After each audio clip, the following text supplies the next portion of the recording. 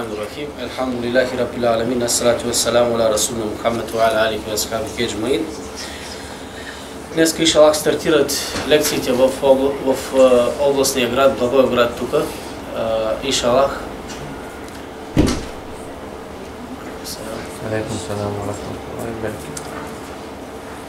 Всеки четвъртък ще идва различен лектор. До Рамазана иншаллах тази година ще продължават лекциите. Темите, ако някой иска специална тема, може да се обърне към Ибрахим. Да каже да зададем темите. Аз днеска съм избрал една от темите, понеже се намираме в този месец в тази кампания за сираците. Вижте, мюсюлманина е отговорен човек. Не трябва само да жали за тези дечица, мюсюлманина трябва да се отнася много по-сериозно по този казус. Защо? Защото погледните около себе си, ако, например, някой ни липсва от нашето семейство, как би се чувства човек? Дори и най-възрастният да липсва, започва да има някаква тъга, някаква мъка, нещо много, много сложно става в това семейство. А когато липсва акумулатора, майката, бащата, тези рани, както и да се обединим, както и да се сплотим и да се мотивираме да ги излекуваме, няма да можем. Но Расул алейхи салату веселам на нас, мюсюлманите, ни е обещал едно нещо. Един ден показа, когато разказваше важността на обръщането внимание на тези дечица, които са сираци, а в исляма мен хуел ятим. Кой е сиракът? Сиракът е едно дете, което е без баща или което е без майка и баща. Дете без майка, кое е само според ислямската религия, той не е сирак. Но ако без баща, той е сирак. Ако без майка и баща, той е пълен сирак. Кръгъл сирак се казва на български. До кога той се смята за сирак? Защото сирака в исляма, знаете, има много специална графа за закята. Закят на кого се подава? Фитра на кого се дава? Фидие на кого се дава? Това са специални режими. Там не може, той е като сирак. Не. Трябва да е в тази графа. За да има правото на закят, трябва да е сирак. Като е сирак, кой е сиракът? Сиракът е, според исляма, от смъртния акт на родителя, до кога? Докато стане пълнолетен според исляма. Според исляма, казвам, в нашата държава пълнолетието завършва до 18 години, но според исляма, до когато момичето стане жена, а момчето стане мъж. Започват техните вече човешки качества да работят. Оттам нататък тези младежи не са сираци. Аллах субханаху ва та'аля в Коран Керим на няколко места ги споменава сираците, но аз искам да се спрем на тази тема. Първо, тази гледна точка. Аллах азза ва джалля на едно место в Коран Керим, една сура, някои от нас я знаят. Бисмиллахир-рахманир-рахим. Арайта аллази юкадзибу биддин фадалика аллази яд'у ал-ятим. Онези, които взимат за лъжа денят на равносметката. Виждаш ли ги те? Кои са те? Защо така Хак Теаля казва? Видя ли ги ти, я Расулаллах, тези хора, които взимат денят на равносметката за лъжа? Какви са тези хора? Или така живеят, че все едно, че един ден няма да им бъде търсена сметка. Кое го прави това нещо така?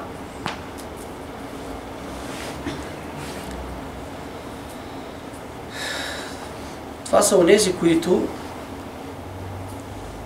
започва най-напред с хактяля. Това са онези, които пъдят сираците или пренабрегват сираците или не обръщат внимание на тази група хора. Сега само тъга не е достатъчно. Само мъка и сълзи не е достатъчно. Те на нас са поверени, ние трябва да застанем отговорно към тях. Ако се готвим за ахирета, с тях ние трябва да се отнасяме много внимателно. Аз поздравявам този човек, който е стартирал тази кампания 2013 година от мюсюлманско изповедание в България. По-точно главно мюфтийство е започната от един наш колега, Аллах да му дава дълъг живот и шалах. От собствената заплата почва да се отделя месечно, дава идея. Тази идея се превръща от 8 деца на 40 деца, на 50 деца. В момента са стигнали до 596 дечица. Всеки месец тези дечица получават, в зависимост от годините, но тази последната година получаваха по 70 лева. И за Рамазан има рамазанска добавка или байрамска добавка. Ще кажете 70, но от нищото 70 е нещо хубаво. Понеже аз съм член на тази комисия, социалната, заради това, защото в нашата област тази кампания най-силна в България. Миналата година, ако се събраха половин милион, 200 хиляди бяха от нашето мюфтийство, от Благоевградското, останалите от цяла България. Аллах да ги приема и шалах. Но колко по-добре организирате тази кампания, толкова повече средства ще има. Искам да ви гарантирам на вас, че тези средства пътуват по предназначение, като се дават директно и само на децата, без да се взимат оттам разход за тази кампания дори. От тази кампания дори не се печатат и плакатите за кампанията. Те си остават. И остава един резерв, текущ през годината, ако има, не се знае, никой няма гаранция. Тази врата е отворена. Съобщете на нашите братя и сестри, ако ги посети такава трагедия, че мюфтийството винаги на 3 месеца се събира комисията и приема документите. Там има определени условия. Доходна бележка не се търси. Не се търси такова нещо. Изпраща се до имама, имама изпраща до мюфтийството, мюфтийството изпраща до София до комисията и да не е писано, ако стане през годината някакъв такъв инцидент, да има резерв за такива дечица. Но джамат, може би тук трябва да се спрем на нещо по-важно. Тези деца повече имат нужда от религия, отколкото от помощ. Защото религията е основната, да го кажем, опора на тях, да им помогне те да се запознаят с религията, да спечелят дюнята, да спечелят ахирета и отново да заживеят с техните родители в дженнета Фирдеус. Това е целта. Те отново да се срещнат с техните родители. Аллах Субханаху ва Та'аля в Коран Керим има един аят, на който се спирам аз. Вижте, Аллаху Ганиюм. Аллах е притежател на богатството. Аллах Малик. Аллаху Малик.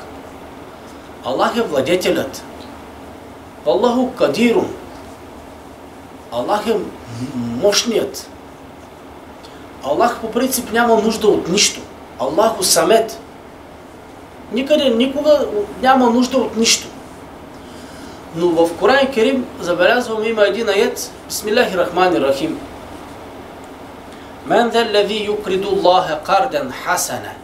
На арабски кардун означава борч.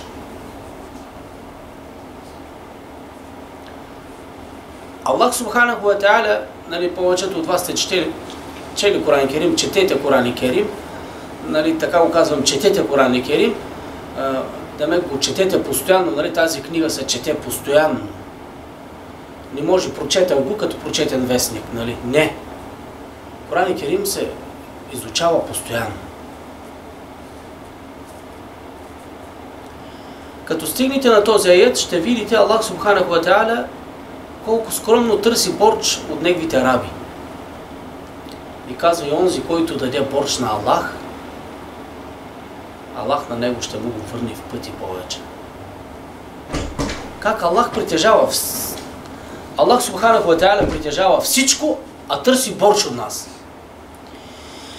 В Коран Керим има едно нещо, когато четем Корана, учените, когато тълкуват Коран Керим, търсят себеби нузуби. Причината за ниспославане на това знамение, на този аят или на тази сура или на тази част от Коран Керим. Докато не научат тази причина, те не почват да размишляват върху тези аяти. Само четат значението. Расул алейхи салату веселам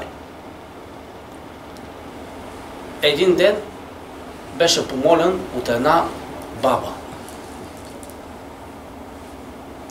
която гледаше нейните два сирака, които сираци от глад посегаха на съседа на формите. Тя търси халал,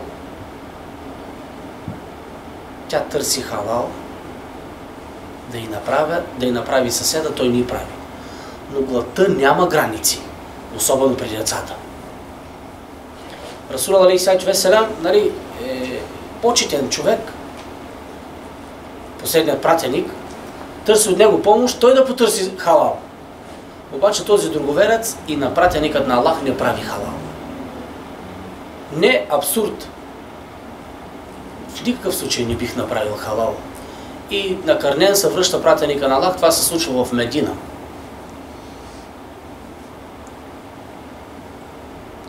Пратеникът на Аллах, Мухамед алейхи веселам, връща се по време на път. Аллах субханаху ва та'аля точно тогава ни спослава този аят. И казва и онзи, който даде борч на Аллах, Аллах на него ще му го върне.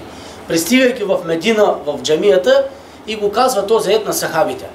Едно сахабе става и разказва случката, нали, какво се е случило, и след случката разказва аята, който Аллах субханаху ва та'аля ни спослава. Дахда. Ебу Дахда. Ебу Дахда. Ебу Дахда се казва сахабето, който става, тръгва от джамията и тръгва да се срещне с този човек. В исляма, когато направи един човек един хаир, Аллах субханаху ва та'аля колко му дава? Минимум. Това го пише в Коран Керим. 70. Точно в Коран Керим. За хасане най-малкото ашара. 10. За едно добро 10 севаба има. Една буква от Коран, като четеш, най-малкото 10 севаба. Доколко? До 700. От 10 започва наградата на Аллах субханаху ва та'аля към неговите раби. И то отива, и ако тази градина струва 1000 дирхема, той веднага на момента казва 10 000. Още в началото му е купува. Като му дава точно, нали, тази щедра оферта. Купува тази градина и се връща сахабето при Расул алейхи салату веселам. Казва: Я Расул Аллах, Я Расул Аллах, дай си ръката. Приеми я, казва, от мен. Вземи го този борч от мен. Аз го давам на теб и на Аллах субханаху ва та'аля за ахирета.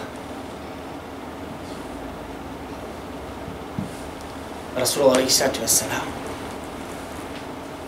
го приема, все още в Медина тази палмова градина е градина, която работи за сираците. На 100 години изкарват ги, те толкова живеят палмите, 100-110 години изкарват ги, засаждат нови. Това е воля на дарителя.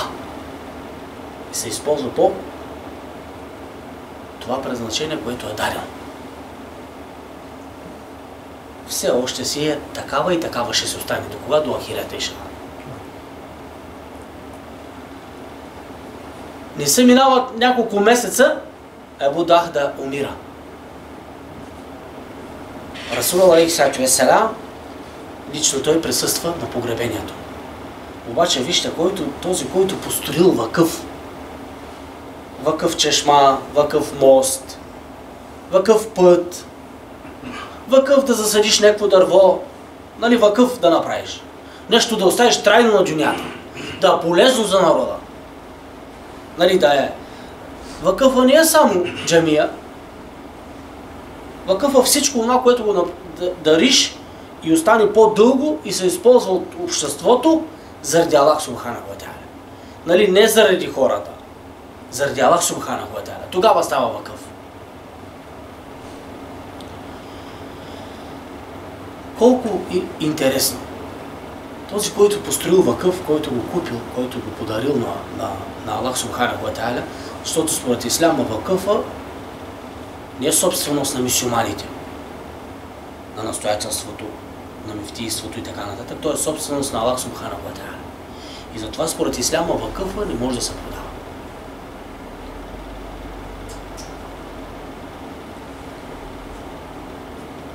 На погребението му той няма лично дрехи за кефен. Виждате ли? Дрехи за кефен няма. Значи се е дал всичко човека. За да направи вакъф, Абу Дахда се е дал всичко. Расул алейхи веселам, неговия кефен го прави от какво? От палмови листа. Покрива му аврете с палмови листа. Има само един кат дрехи. Но понеже като умре човек, там има мръсни неща, те трябва да се изкарат и няма. Джамаат. Карат го Абу Дахда. Няма много мюсюлмани. Малко има на погребението. Но Расул алейхи веселам силно амин, амин, амин. Питат го после. Абу Бекър го задава въпроса. Я Расул Аллах, защо не характерно ти толкова силно викаш амин? Казва, не можехте да видите, че Джабраил алейхиссалам беше там, заедно с още 70 000 мелайкета. 70 000 мелайкета присъства на погребението. Джабраил алейхиссалам и които правят дуа. Лично той го взема с неговите ръце и го поставя в гроба, като прави една дуа.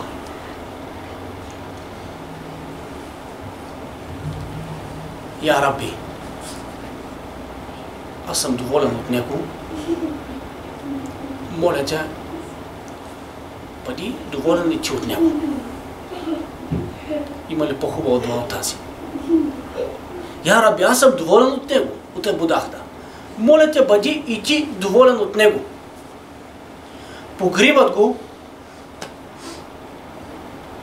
Абу Дахда, погребат го, рахматуллахи алейх. Аллах да е доволен от него, иншаллах. Расул алейхи веселам не си тръгва от гроба му. Казва на сахабите, само за неки казал. Според исляма е хубаво човек, когато го зарият, да не си тръгнат веднага мюсюлманите. Да останат там колкото казват учените, колкото е времето да се свали една кожа от камила. Около 17 минути нормалните касапи удират камилата. Хубаво да останат на гроба, защото там има изпит.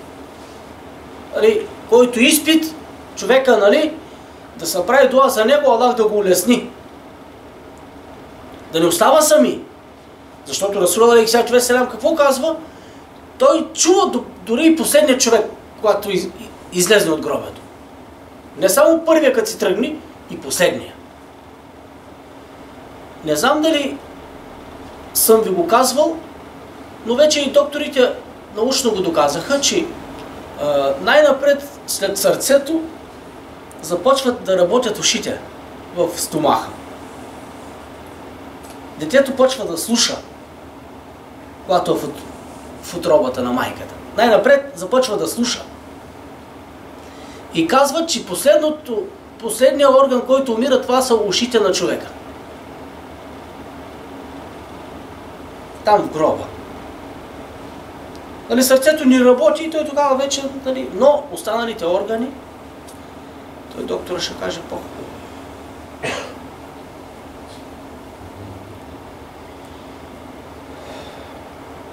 Джамат Расул алейхи веселам остава и казва на сахабите: вижте, на някакъв момента му отвориха прозореца, през който да си гледа местото в дженнета. Това Расул алейхи веселам го усеща и го вижда. Кой е той? Ебу Дахда. Защо? Защото беше грижовен към сиратите. Сега вижте, тези дечица, ние като общност трябва да се отнасяме към тях много специално. Разходка с тях, кафе с тях, почерпка с тях, когато се раздава курбан на тях, когато има някакъв празник с тях. Расул алейхи веселам какво казваше, като се събере с байрам на тях? Слизаше толкова ниско, колкото са тех и казва: аз съм като теб, ти си като мен. Демек и аз съм сирак. Но казва: аз съм твой приятел. Вижте, един човек не вземе ли сърцето на такъв лишено детенце, не знам каква ще му е степента. Какво ще му е състоянието на ахирета. Трябва на тези дечица да взимаме сърцата. Това как ще стане? С действие, с хаир. Сега това, когато го организирате вие, като мюсюлманско настоятелство в Благоевград, или като общност мюсюлмани в Благоевград, и като общност мюфтийство в Благоевград или България, и това се подаде, се даде, нали, той се дава от кой? От джамията, от мюфтийството. Детето знае, че това идва от религията. И почва да се стопля с религиозните качества. Казва: за мен те се грижаха и аз трябва да стана такъв. И заутре аз ще съм такъв. Когато дойде от някъде другаде това, няма да му напомни за религията.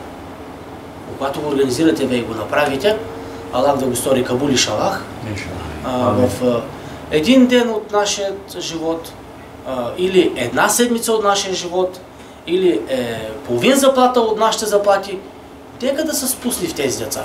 Защото според исляма, садаката кой пази? Този, който я дарява, не този, който я консумира. Садаката кой пази? Този, който я дарява, не този, който я консумира. Вижте Расул алейхи веселам. Така показа, или така показа. Само за кои? За тези, които бяха грижовни към сираците. Казва: тези хора с мен в дженнета ще са така кумшии. Кумшията на Расул алейхи веселам в дженнета ще е този, който е грижовен към сирака. Но с какво? Не само с месечна добавка. Не, той трябва да в нашата сигурност. Той трябва да си получи религиозното образование, трябва да си получи светското образование, трябва да може да се изкачи по стълбите на изкачването и да си поеми пътя на етажа. Нали, да го вдигне в обществото. Това са следващите лекари, това са следващите инженери, това са следващите хора, които може би на болницата ще го видим, той на нас ще служи. Защото Аллах Субханаху ва Та'аля, вижте, той е велик. Отнема ми едно, но им дава друго нещо. И ако не ги запазим тези дарени деца, ще улесним живота на следващото поколение. Нали, Аллах е справедлив, на едни дава едно, на други дава друго и така нататък и така нататък. Расул алейхи вассалам, знаете, е първият, който ще бъде поканен да влезе в дженнета, нали така? Нали така? Да. По принцип Адем алейхиссалам беше първият, нали? Но той отказа. Ибрахим алейхиссалам и той отказа. Нух и той отказа. Муса алейхиссалам и той отказа. Иса алейхиссалам и той отказа. Казва, от мен има по-достоен пейгамберин, който той заслужава пръв тази покана да влезе в дженнета. Расул алейхиссалам, като тръгва за дженнета, знаете, той не влиза пръв в дженнета, но той е поканен пръв и влиза вътре, но нали, на влизане вътре след това застава пред дженнетските врати, докато не влезе последния мюсюлманин, той няма да влезе в дженнета. Той милее за умета си, за народа си. Но Расул алейхиссалам, разказвайки за ситуацията, за това нещо пред дженнетските врати, разказвайки го, малко така го казал на сахабите, казва, вижте, помислих си, че една жена мен ще му победи и тя ще влезе първа в дженнета. Не мъж.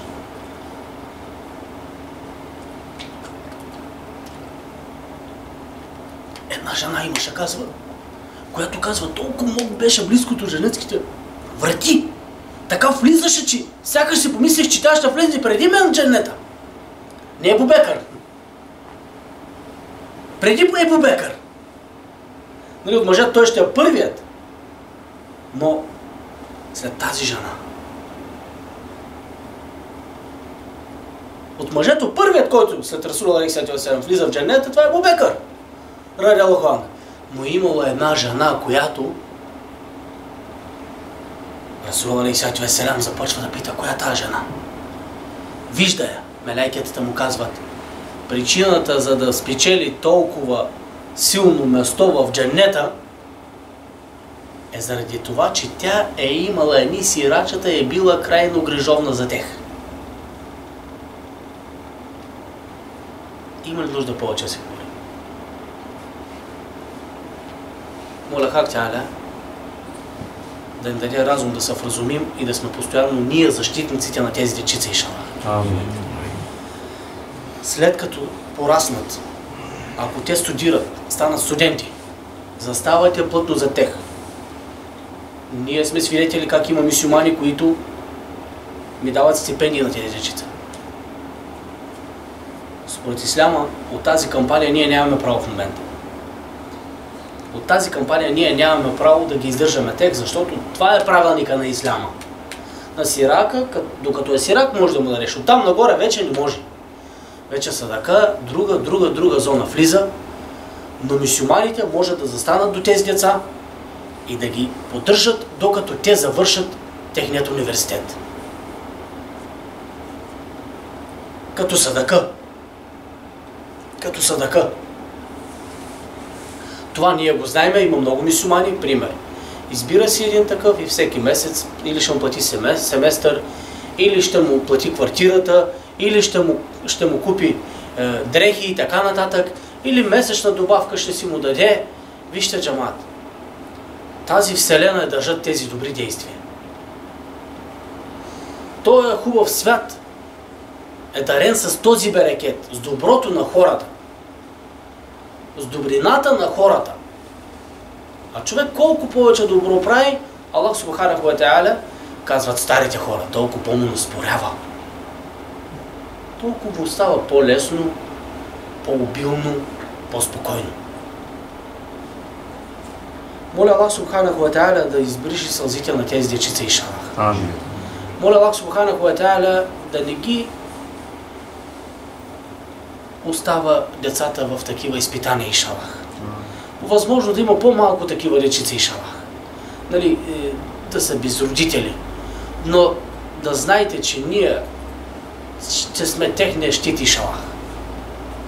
Останат ли с такъв изпит, ние ще застанем плътно до тях. Аллах да ни дава сила, разум, спокойствие и най-вече доверие един към друг. Доверие един към друг.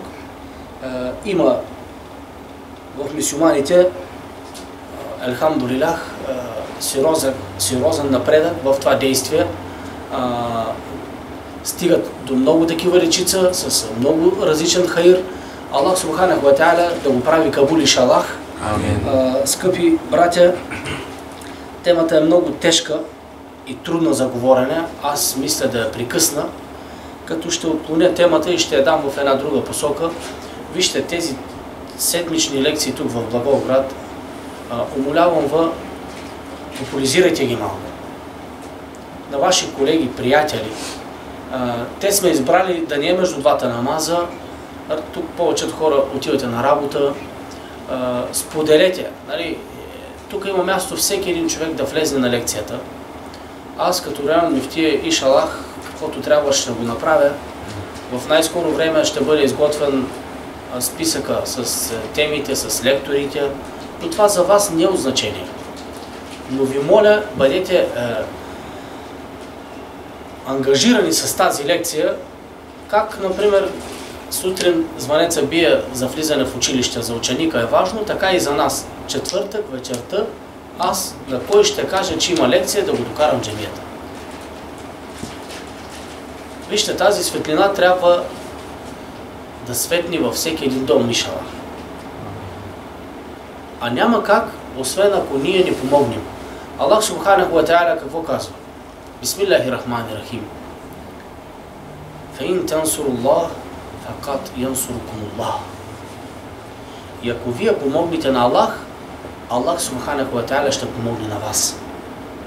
Как да помогнем на Аллах субханаху ва та'аля?